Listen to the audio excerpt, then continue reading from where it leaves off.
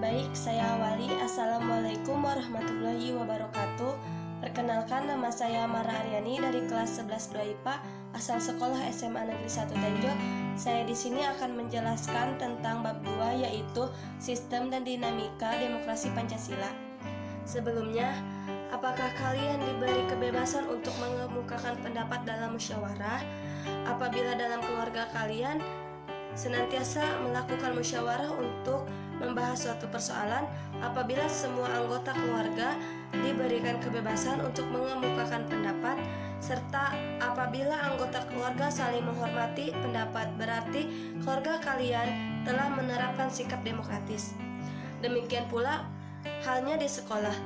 Apabila guru dalam proses pembelajaran senantiasa memberikan kesempatan kepada kalian untuk bertanya, berdiskusi, dan mengemukakan pendapat, di sekolah kalian telah berkembang sikap demokrasi. Begitu pula di lingkungan masyarakat. Apabila setiap persoalan diselesaikan dengan musyawarah mufakat, masyarakat tersebut sudah menerapkan sikap demokratis. Dalam lingkup negara, apabila sebuah negara melaksanakan pemilihan umum secara jujur dan adil, negara tersebut telah menerapkan sikap demokrasi. A. Hakikat demokrasi. 1. Makna demokrasi. Teman-teman, untuk membantu kalian memahami makna demokrasi dan budaya demokrasi, berikut ini disajikan puisi karya Taufik Ismail yang dibukukan dalam berjudul Katastrofi Mendunia Marxisme, Leninisme, Stalinisme, Maoisme, Narkoba, halaman 282-285. Di saat orang saling berebut pandangan mengenai arti demokrasi, tiap orang mengemukakan sudut pandang berbeda yang tidak jarang tidak mau menerima sudut pandang orang lain. Tidak jarang ada orang atau kelompok yang mendasarkan arti demokrasi dari sudut agama, politik, dan sebagainya. Oleh karena itu, pada bagian ini akan diuraikan pengertian demokrasi secara sistematis, mulai dari asal kata sampai pada taraf pelaksanaannya. Kata demokrasi berasal dari dua kata dalam bahasa Yunani, yaitu demos yang berarti rakyat dan kratos yang berarti pemerintahan, sehingga demokrasi dapat diartikan sebagai pemerintahan rakyat. Kata ini kemudian diserap menjadi salah satu kosakata dalam bahasa Inggris, yaitu democracy. Konsep demokrasi menjadi sebuah kata kunci dalam bidang ilmu politik. Hal ini menjadi wajar sebab demokrasi saat ini disebut-sebut sebagai indikator perkembangan politik suatu negara. Dalam Kamus Besar Bahasa Indonesia atau KBBI, demokrasi merupakan istilah politik yang berarti pemerintahan rakyat. Hal tersebut dapat diartikan bahwa dalam sebuah negara demokrasi, kekuasaan tertinggi berada di tangan rakyat dan dijalankan oleh rakyat atau wakil-wakil mereka yang dipilih di bawah sistem pemilihan bebas. Dalam pandangan Abraham Lincoln, demokrasi adalah suatu sistem pemerintahan dari rakyat, oleh rakyat, dan untuk rakyat. Artinya, rakyat dengan serta-merta mempunyai kebebasan untuk melakukan semua aktivitas kehidupan, termasuk aktivitas politik, tanpa adanya tekanan dari pihak manapun. Karena pada hakikatnya, yang berkuasa adalah rakyat untuk kepentingan bersama. Dengan demikian, sebagai konsep politik, demokrasi ialah landasan dalam menata sistem pemerintahan negara yang terus berproses ke arah yang lebih baik. Dalam hal tersebut, rakyat diberi peran penting untuk menentukan dan memutuskan berbagai hal yang menyangkut kehidupan bersama sebagai sebuah bangsa dan negara. Kebebasan dan demokrasi sering dipakai secara timbal balik, tetapi keduanya tidak sama.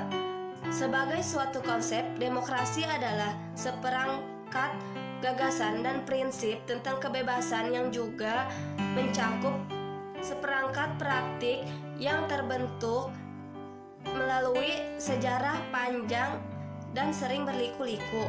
Pendeknya, demokrasi adalah pengembangan dari kebebasan. Artinya, kebebasan yang dimiliki rakyat diatur dan diarahkan oleh sebuah lembaga kekuasaan yang sumber kekuasaannya berasal dari rakyat dan dijalankan sendiri oleh rakyat, sehingga kebebasan yang mereka miliki dapat dilaksanakan secara bertanggung jawab dan tidak melanggar kebebasan yang dimiliki oleh orang lain. 2. Klarifikasi demokrasi. Berikut ini dipaparkan beberapa macam bentuk demokrasi. A. Berdasarkan titik berat perhatiannya. Yang pertama, demokrasi formal. Yang kedua, demokrasi material. Dan yang ketiga, demokrasi gabungan.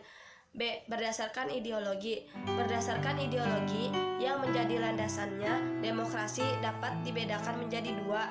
Yang pertama, demokrasi konstitusional atau disebut demokrasi liberal.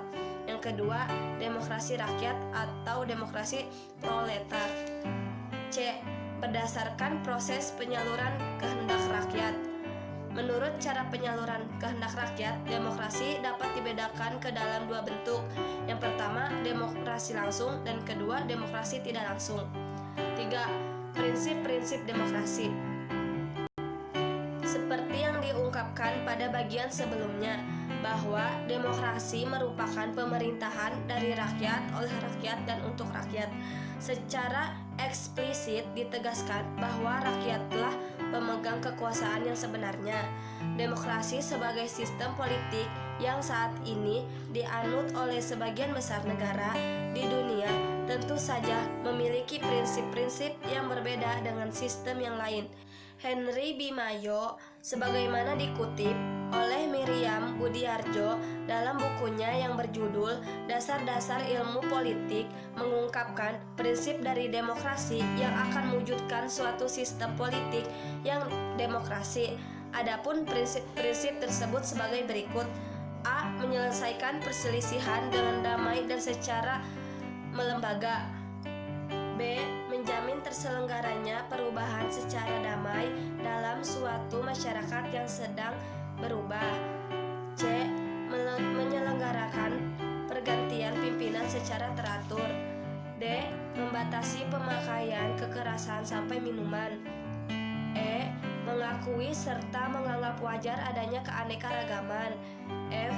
Menjamin tegaknya keadilan. Kemudian, menurut Alamudi, sebagaimana dikutip oleh Sri Urian dan Saifullah dalam bukunya yang berjudul Ilmu Kewarganegaraan, suatu negara dapat disebut berbudaya demokrasi apabila memiliki soko guru demokrasi sebagai berikut. A. Kedaulatan rakyat. B. Pemerintahan berdasarkan persetujuan dari yang diperintah. C. Kekuasaan mayoritas. D. Hak-hak minoritas. E. Jaminan hak-hak asasi manusia. F. Pemilihan yang bebas dan jujur. G. Persamaan di depan hukum. H. Proses hukum yang wajar. I. Pembatasan pemerintahan secara konstitusional. J. Pluralisme sosial, ekonomi, dan politik. K. Nilai-nilai toleransi, pragmatisme, kerjasama, dan mufakat. Mungkin cukup sekian dari saya. Wassalamualaikum warahmatullahi wabarakatuh.